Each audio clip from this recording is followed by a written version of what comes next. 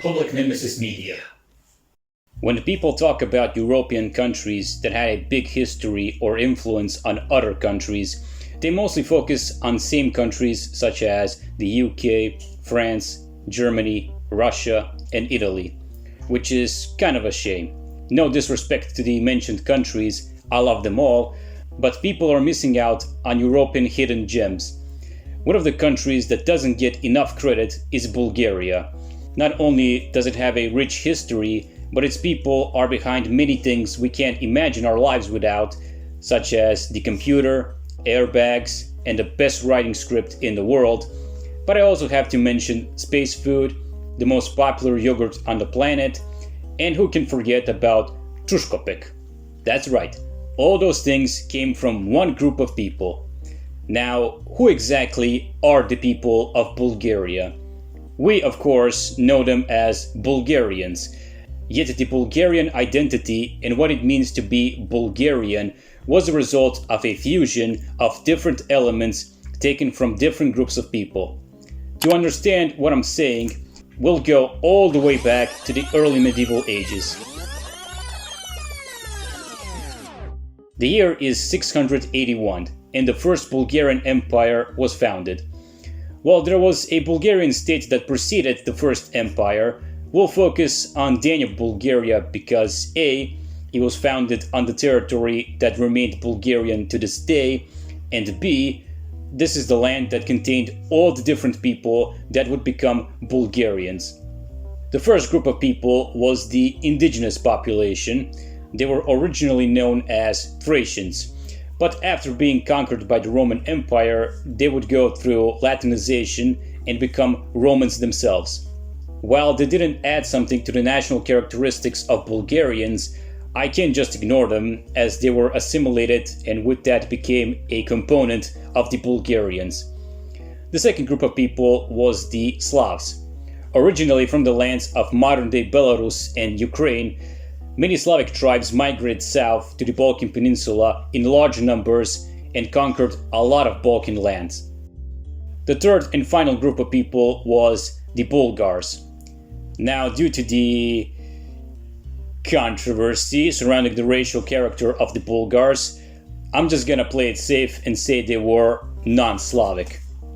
What you need to know is that they were the founders of the Bulgarian state and, despite not being anywhere near numerous as the Slavs, were more advanced militaristically and hence acted as the ruling elite of Bulgaria. When the Bulgars crossed the Danube, they met with a large group of Slavs, today known as the Seven Slavic Tribes, and with them they made an alliance which led to the creation of Danube Bulgaria, or simply Bulgaria as we call it today. As time passed, the Bulgarian state expanded more and more, and with that, it incorporated more Slavic and non-Slavic people. Now, you'd think that the Slavs and the Bulgars would have a bad relationship considering the big differences in their racial character and the fact that the elite Bulgars in a way ruled over the Slavs. The reality was that they got along surprisingly well. They both realized that they had to work together to fight off hostile neighbors, and they were mostly successful doing that, so they stayed together, made a society for themselves, and started to blend a little. In order to see how these two different groups were getting along, I'll quote Formation of the Bulgarian Nation by Dimitar Angelov. Regardless of the fact that in the 8th century Slavs and Bulgars continued to live as two different ethnic groups, a marked process of mutual rapprochement and gradual fusion began between them. Slavs and Bulgars were not completely alien to each other. They knew each other even before the settlement on the Balkan Peninsula and could communicate with each other for centuries in the vast territories of today's Ukraine, Bessarabia, Moldavia, and in present-day Hungary. This long-term contact between them received an even stronger and more permanent basis after the formation of the Slavic Bulgar state in 681. The Slavs and Bulgars lived in the presence of a common, unifying authority, in the presence of the same tasks of an internal and foreign political nature. They were mainly brought together by the common goal of opposing dangerous enemies, mainly the Byzantine Empire, with which they waged long and severe wars throughout the entire 8th century. The common foreign policy, expressed in joint military campaigns, in defensive measures to strengthen the borders, in the construction of fortresses and roads, brought the two ethnic groups closer together and created conditions for overcoming domestic, religious, and linguistic alienation. To put it simply, the presence of a common state was the main and decisive factor for the development of an ethnogenic assimilation process between Slavs and Bulgars. As you can see, the different people in Bulgaria lived in harmony among themselves. They surpassed any major differences, there was some mixing between the peoples, etc. Still, what we know as a Bulgarian today wouldn't come to the scene until the mid-9th century. When I think about identities, like for example, what it means to be a Bulgarian, I primarily am referring to ethnicities. According to the Cambridge Dictionary, ethnicity means a large group of people with a shared culture, language, history, set of traditions, etc. Much like every other empire at the time, Bulgaria wanted to homogenize its population because it was easier to rule over a single unified group of people rather than govern over multiple groups of people who speak different languages, worship different gods, etc. Such process of homogenization, and with that the beginning of the Bulgarian identity, was started by Knyaz Boris I, Bulgaria's ruler from 852 to 889. In a nutshell, these are the things Boris did. Firstly, he made Christianity the religion of the empire. Prior to Christianization, the Slavs in Bulgaria were pagans, while the Bulgars, I may get blasted for this, worshipped Tengri. Secondly, he made the Slavic language the official language of the empire. Slavs outnumbered Bulgars, and many Bulgars already learned how to speak Slavic after living with Slavs for so long. Naturally, every language needs a writing system, which is why the Cyrillic script was created in Bulgaria and made official in the empire. Last, but certainly not least, is the name Bulgarian. That was the one thing where the Bulgars were on the winning side, as the name they had for themselves was placed on everyone else within the empire, and the name of the empire remained Bulgaria.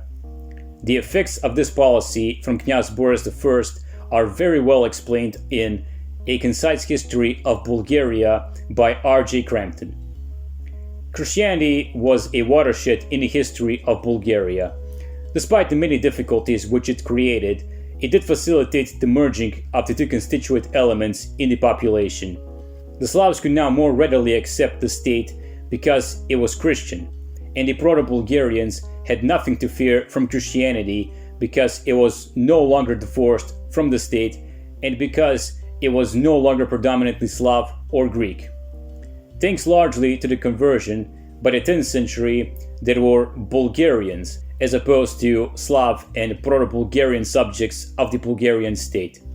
The introduction of the Cyrillic alphabet was of enormous importance. More than any other development, it prevented the absorption of the Bulgarians by the Greeks to their south or the Franks to their west. It enabled the Bulgarians to create their own literature, and this they did with great rapidity. The new alphabet also facilitated the production of important secular texts such as a legal code, and without an alphabet it is difficult to imagine how the Bulgarian state could have carried out administration in the Slavo-Bulgarian language. Above all, however, the new alphabet enabled the Bulgarian Church to use Slavo-Bulgarian as the language of the liturgy, and had it not been able to do this, it would have been impossible for the Bulgarian Church to escape total Greek domination. The Slavo-Bulgarian, or as we shall call it henceforth, Bulgarian, should become the language of the state, and the Bulgarian Church was decreed by an assembly of notables in 893. All the different people, Slavs, Bulgars, and the indigenous population lived together for a long time and blended between one another. But it's thanks to Knyaz Boris's policy that the soon-to-be homogenized population will have all the specific characteristics that an ethnicity has. It wasn't the smoothest process ever.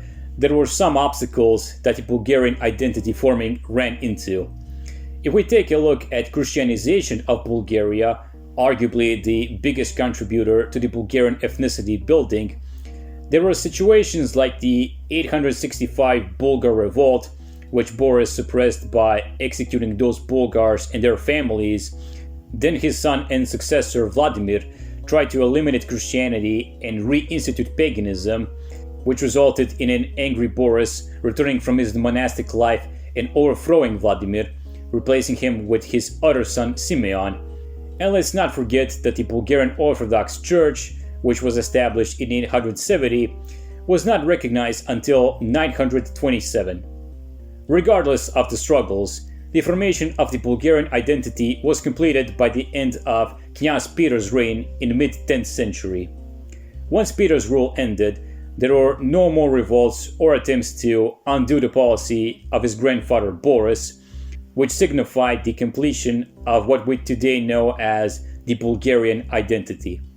I'll quote The Early Medieval Balkans by John Fine in order to show the finish of the Bulgarian ethnicity forming in greater detail. By Peter's time, the Bulgars retained few, if any, privileges. They seem to have merged into the mass of Slavs and become Slavicized in language and Christianized. Other than Bulgar last names, no signs of Bulgar identity are found in the 10th century sources. Presumably, many of the most important people, men like George Sourceville, still were descendants of the old Bulgar aristocracy, but Sourceville was a Christian, as his first name of George indicates, and loyally supported the crown held by his nephew Peter against the rebellious activities of Peter's brothers. After Boris eliminated Vladimir in 893, Bulgaria experienced no more boyar revolts. There were none under Simeon, and except for the possibility of some boyar support for one of Peter's brothers in 928, there were none under Peter either. Furthermore, that some of Simeon's nobles plotted with John against Peter need not reflect any ideological support to Peter by the boyars as a group. Their activities for joining John could simply have been that John promised these particular nobles great rewards. Thus, by Peter's reign, the Bulgar and Slavic elements had merged to form a Slavic-speaking society of Bulgarians with a common national identity. The society was also Christian. The fact that the peasants in many cases were only nominally so, preserving many old pagan rites, need not militate against this, for there were no longer revolts or movements to restore paganism. That, ladies and gentlemen, was the origin story of the Bulgarian people. I hope this video was worth your time and that you learned something new. Thank you for watching, God bless, and goodbye.